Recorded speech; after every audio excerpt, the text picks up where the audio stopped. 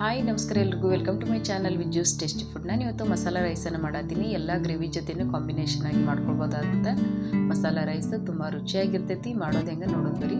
ನಾನಿಲ್ಲಿ 2 ಕಪ್ ಅಕ್ಕಿಯನ್ನು ಮೊದಲೇ ನೆನೆಸಿಟ್ಕೊಂಡಿನಿ. ಒಂದು 10ರಿಂದ 15 ನಿಮಿಷ ನೆನೆಸಿಟ್ಕೊಳ್ರಿ. ಈಗ ಒಂದು ಮಿಕ್ಸಿ ಜಾರಿಗೆ ಹಸಿಮೆಣ್ಸಿನ್ಕಾಯಿ ಹಾಕ್ಕೊಳತ್ತೀನಿ. ನಾವು ಖಾರಕ್ಕೆ ನೋಡಿ ಒಂದು 5ರಿಂದ 6 ಹಸಿಮೆಣ್ಸಿನ್ಕಾಯಿನ ಹಾಕ್ಕೊಳತ್ತೀನಿ. ಈಗ 1 ಇಂಚು ಶುಂಠಿ, 1 ಗಡ್ಡೆ ಬೆಳ್ಳುಳ್ಳಿನ ಬಿಡಿಸ್ಕೊಂಡು ಹಾಕ್ಕೊಂಡಿನಿ. ಈಗ ಒಂದು ತೆಂಗಿನಕಾಯಿ ಒಳಗೆ ಅದರ ಕಾಲು ಭಾಗದಷ್ಟು ತೆಂಗಿನಕಾಯಿನ ಹಾಕ್ಕೊಂಡು ಈಗ ಸ್ವಲ್ಪ ಕೊತ್ತಂಬರಿ ಸೊಪ್ಪನ್ನು ಸೇರಿಸ್ಕೊಳತ್ತೀನಿ.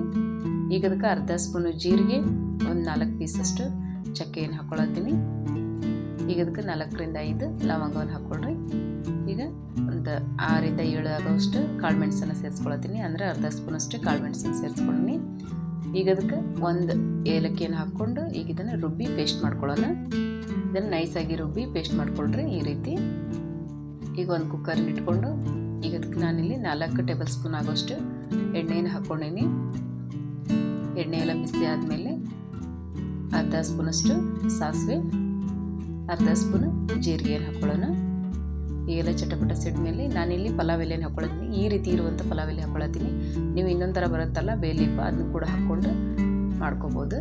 ಈಗ ಸ್ವಲ್ಪ ಕರಿಬೇವು, 1 ಕಪ್ ಈರುಳ್ಳಿಯನ್ನು ಸೇರಿಸ್ಕೊಂಡಿನಿ. ಉದ್ಕ ಹೆಚ್ಕೊಂಡಿರುವಂಥ ಈರುಳ್ಳಿಯನ್ನು ಹಾಕ್ಕೊಂಡು ಫ್ರೈ ಮಾಡ್ಕೊಳ್ಳೋಣ. ಈಗ ಇದೆಲ್ಲ ಸರಿಯಾಗಿ ಫ್ರೈ ಆಗಲಿ, ಹಸಿ ವಾಸನೆ ಹೋಗೋತನ ಫ್ರೈ ಮಾಡ್ಕೊಳ್ರಿ.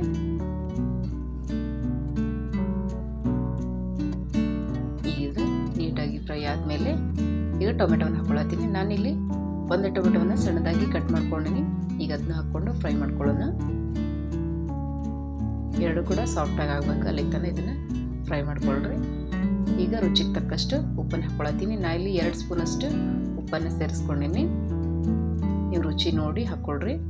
ನೀವು ಇದಕ್ಕೆ ಅರಿಶಿನ ಪುಡಿ ಕೂಡ ಹಾಕ್ಕೋಬೋದು. ನಾನಿಲ್ಲಿ ಯಾವುದೇ ಅರಿಶಿನ ಪುಡಿ ಆಗಲಿ ಖಾರದ ಪುಡಿ ಆಗಲಿ ಏನು ಬಳಸ್ಕೊಂಡಿಲ್ಲ. ಈಗ ಇದಕ್ಕೆ ರುಬ್ಬಿರುವಂಥ ಪೇಸ್ಟನ್ನು ಹಾಕ್ಕೊಂಡು ಫ್ರೈ ಮಾಡ್ಕೊಳ್ಳೋಣ. ಇದನ್ನು ಕೂಡ ಹಸಿ ವಾಸನೆ ಹೋಗುತ್ತಾನೆ ಒಂದು 5 ನಿಮಿಷ ಫ್ರೈ ಮಾಡ್ಕೊಳ್ರಿ. ಅಂದರೆ ಮೆಣಸಿನ್ಕಾಯಿ ಎಲ್ಲ ಹಸಿ ವಾಸನೆ ಇರುತ್ತಲ್ಲ, ಅದಕ್ಕೋಸ್ಕರ ಇದನ್ನು ನೀಟಾಗಿ ಫ್ರೈ ಮಾಡ್ಕೊಳ್ಳೋಣ. ಇದು ಮೇಲೆಲ್ಲ ಎಣ್ಣೆ ಬಿಡಬೇಕು. ಅಷ್ಟು ಫ್ರೈ ಆದಮೇಲೆ ಈಗ ಅದಕ್ಕೆ ನೀರನ್ನು ಸೇರಿಸ್ಕೊಳತ್ತೀನಿ. ರುಬ್ಬಿಟ್ಕೊಂಡಿರುವಂಥ ಅದು ಮಿಕ್ಸಿ ಜಾರ್ ಒಳಗೆ ಸ್ವಲ್ಪ ನೀರನ್ನು ಸೇರಿಸ್ಕೊಂಡು ಹಾಕ್ಕೊಳತ್ತೀನಿ. ಈಗ ಇದು ಒಂದು 5 ನಿಮಿಷ ಕುದೀಲಿ. ಇದು ಕುದಿ ಬಂದಮೇಲೆ ಇದಕ್ಕೆ ನೀರನ್ನು ಸೇರಿಸ್ಕೊಳತ್ತೀನಿ. ನಾ ಇಲ್ಲಿ 2 ಕಪ್ ಅಕ್ಕಿ ತೊಗೊಂಡಿರೋದ್ರಿಂದ ನಲ್ಲಿ ಅದರ ಡಬಲ್ ಅಷ್ಟು ನೀರನ್ನು ಹಾಕ್ಕೊಳತ್ತೀನಿ. 4 ಕಪ್ ಅಷ್ಟು ನೀರನ್ನು ಸೇರಿಸ್ಕೊಂಡೀನಿ. ಇದು ಕೂಡ ಸರಿಯಾಗಿ ಕುದಿ ಬರಬೇಕು. ಇದು ನೀಟಾಗಿ ಕುದಿ ಬರ್ತೈತೆ. ಈಗ ಅಕ್ಕಿಯನ್ನು ಸೇರಿಸ್ಕೊಳ್ಳೋಣ.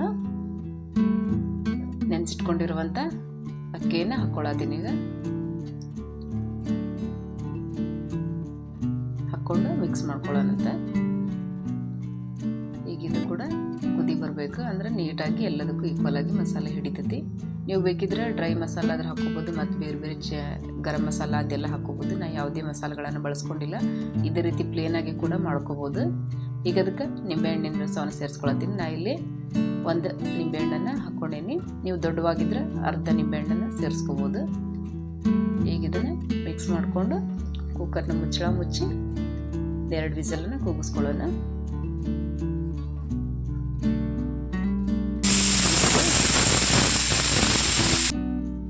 ಈಗಿದೆ 2 ವಿಸಿಲ್ ಆಗೈತಿ. ಪ್ರೆಷರ್ ಎಲ್ಲ ಇಳಿದ್ಮೇಲೆ ಈಗ ಕುಕ್ಕರ್ನ ಮುಚ್ಚಳ ತೆಗಿತಾ ಇದ್ದೀನಿ.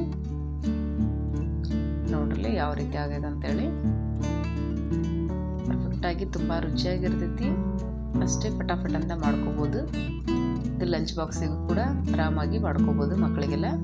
ಈಗ ಇದನ್ನು ಪ್ಲೇಟಿಗೆ ಸರ್ವ್ ಮಾಡತ್ತೀನಿ. ಇದನ್ನು ಇದ್ರ ಜೊತೆಗೆ ಯಾವುದಾದ್ರೂ ಒಂದು ಸೆಮಿ ಗ್ರೇವಿ ಇದ್ದರೆ ತುಂಬ ರುಚಿಯಾಗಿ ಎಲ್ಲದ್ರ ಜೊತೆ ಕಾಂಬಿನೇಷನ್ ಆಗಿರ್ತೈತಿ. ಮಸಾಲ ರೈಸನ್ನು ಆರಾಮಾಗಿ ಯಾವ ಟೈಮ್ ಬೇಕು ಆ ಟೈಮಿಗೆ ಮಾಡ್ಕೋಬೋದು. ಫಟಾಫಟ್ ಅಂತೇಳಿ ರೆಡಿ ಆಗುವಂಥ ಮಸಾಲ ರೈಸ್. ಈ ರೆಸಿಪಿ ನಿಮ್ಗೆ ಇಷ್ಟ ಆದರೆ ಲೈಕ್ ಮಾಡಿರಿ, ಶೇರ್ ಮಾಡಿರಿ, ಕಮೆಂಟ್ ಮಾಡಿರಿ. ನನ್ನ ಚಾನಲ್ನ ಸಬ್ಸ್ಕ್ರೈಬ್ ಮಾಡಿರಿ. ಎಲ್ರಿಗೂ ಧನ್ಯವಾದಗಳು.